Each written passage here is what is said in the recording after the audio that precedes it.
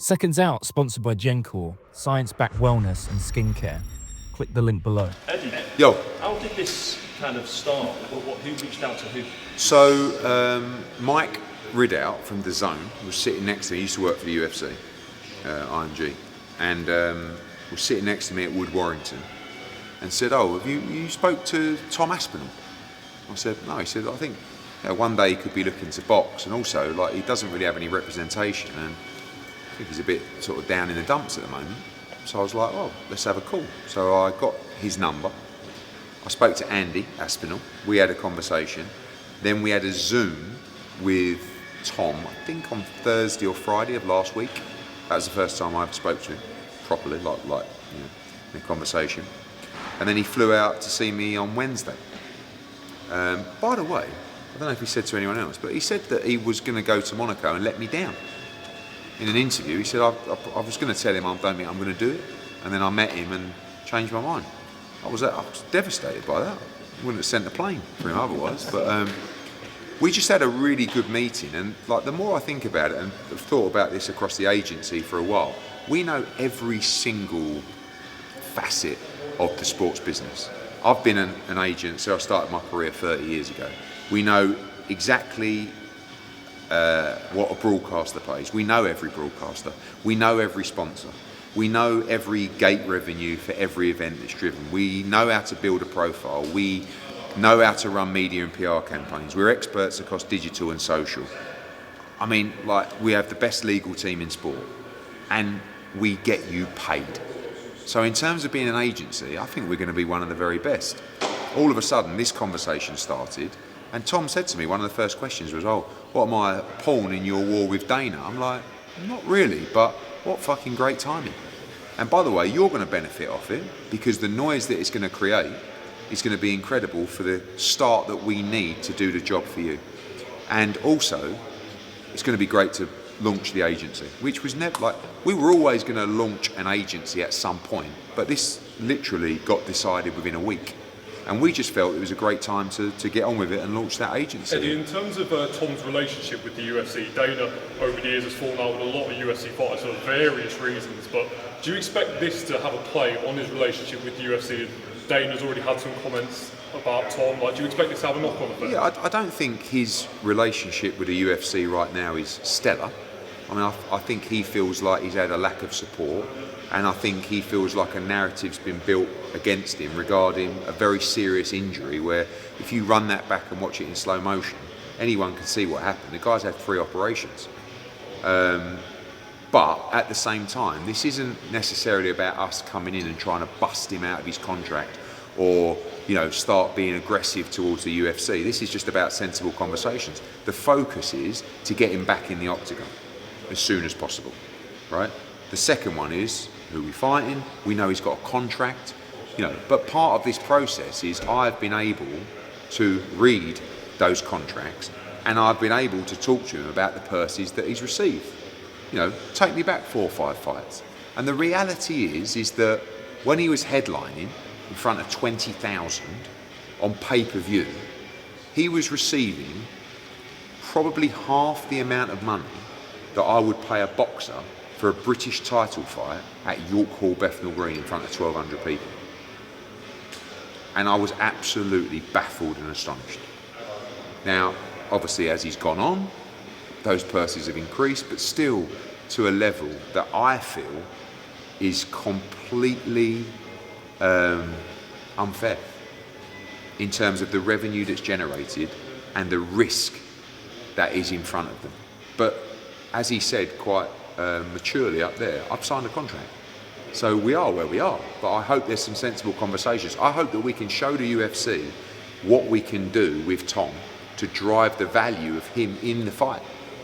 Because I think even today, like, if you're the UFC, really, away from the beef, you should be going, wow, look at Tom Aspinall. He's out there, this is great. When he comes back, this is going to be big. And we can do that in a friendly capacity. But we have to get him respected. Yeah, and no Tom's on the contract. Is that move to boxing almost inevitable at this point after signing? Tom? Yeah. I don't think so. Like, and he feels like he could do a lot of damage in the boxing game. And I think Tom's confident of that as well. But I've never really heard Tom say, I want to go to boxing.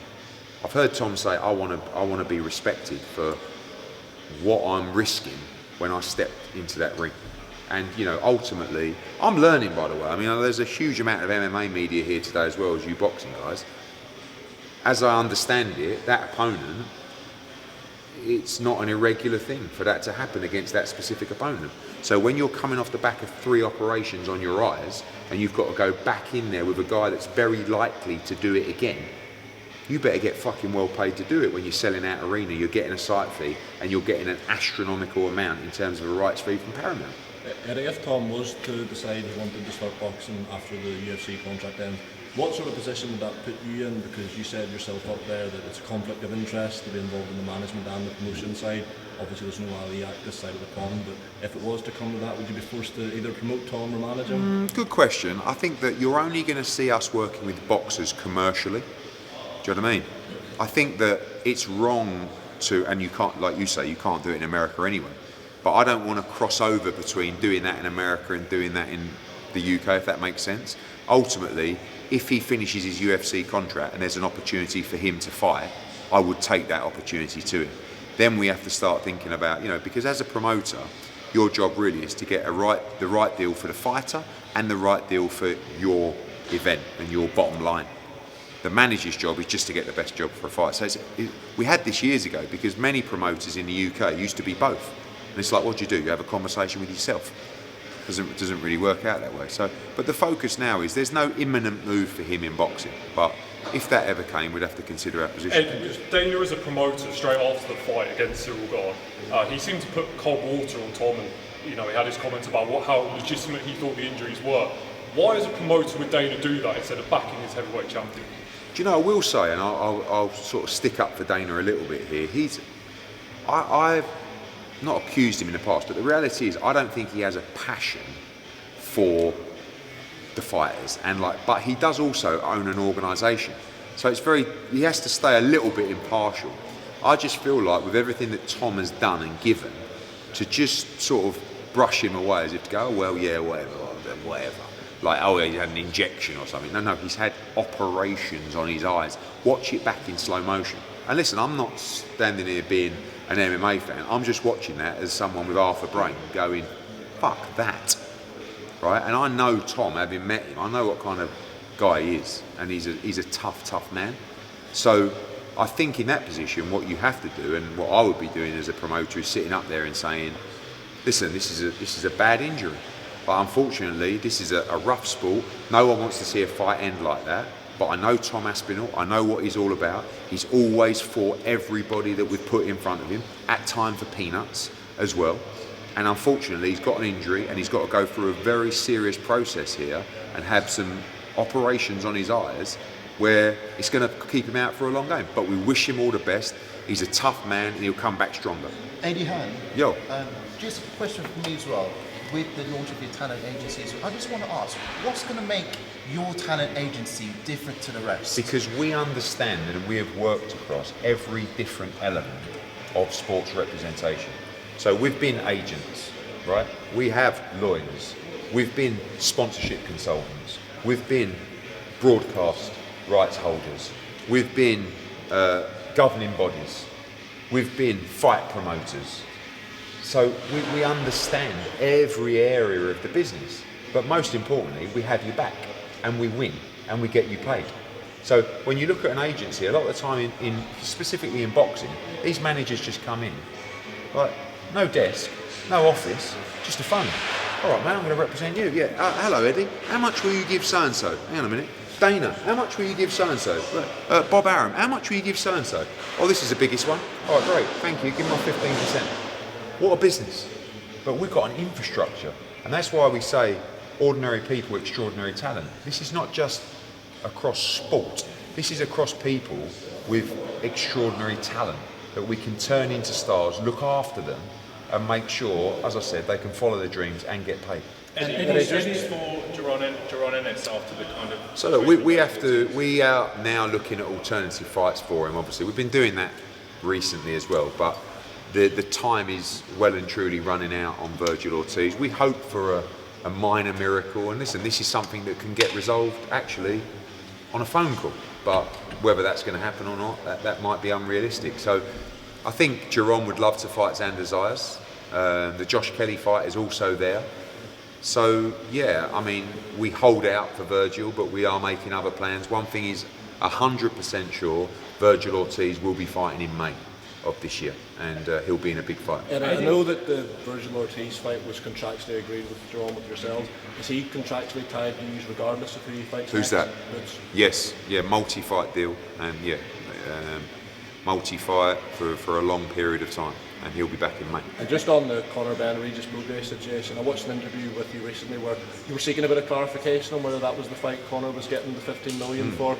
Any update on that? And following on from that, has there been an update on who the promoter for that show actually is? Well, that was up in the air? Yeah, I mean, we'd need disclosure on that, obviously, and you know, Mark Shapiro on a TKO at Investor Call, which you have to be honest on, and I'm sure he was thinking he was being honest, was that Zuffa and TKO are the promoters of the Tyson Fury event. So we'll see if they are. And by the way, they have to be under Conor Benn's contract. So we'll see how that plays out. And what would the ramifications be if they weren't the promoters?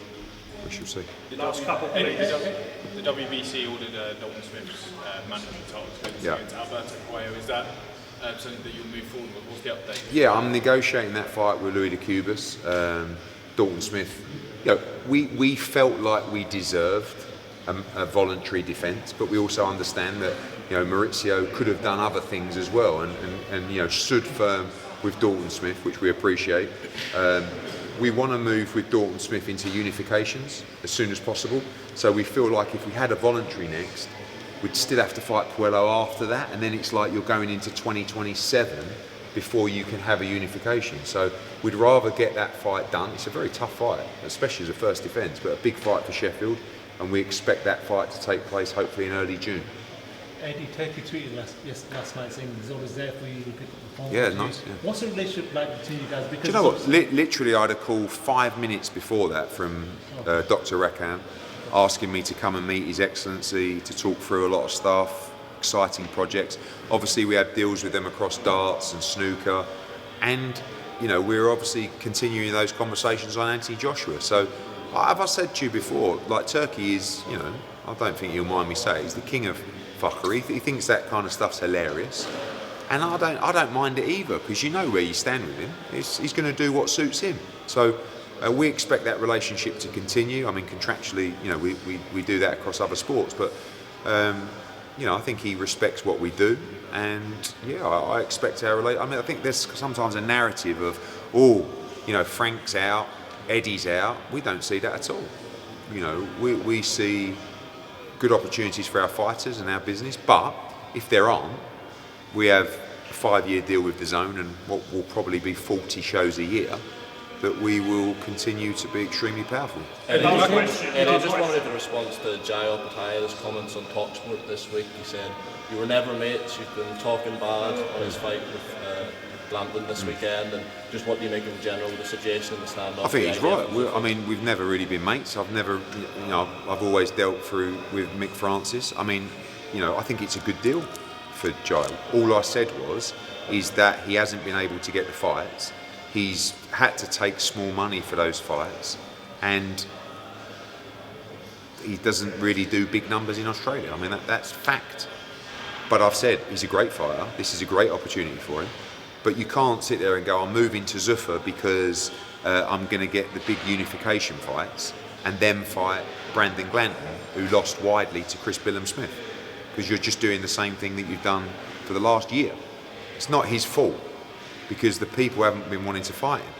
But they did a face-off with Nicolay, and as I understand it, that fight's not even done. And by the way, I also understand that I don't even know if the IBF title's on the line on Sunday. So,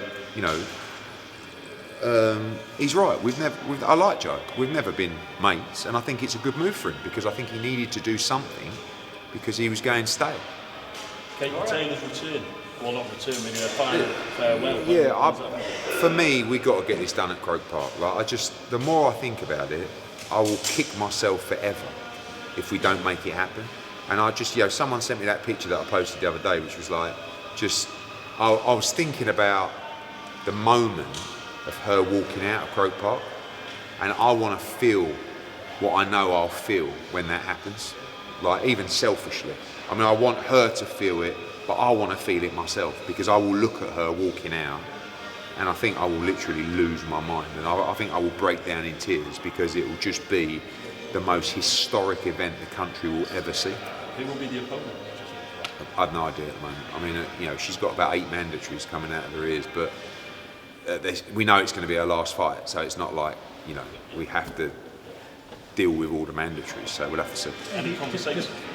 Any conversations with Croke Park? Yes, I had a call with them on Wednesday, and I expect to go to Ireland soon to have a further meeting with them. That's all we've got time for, lads, because we've got to practice river dance. So, Okay. yeah. Cheers all. Sponsored by Gencor, science-backed wellness and skincare. Click the link below.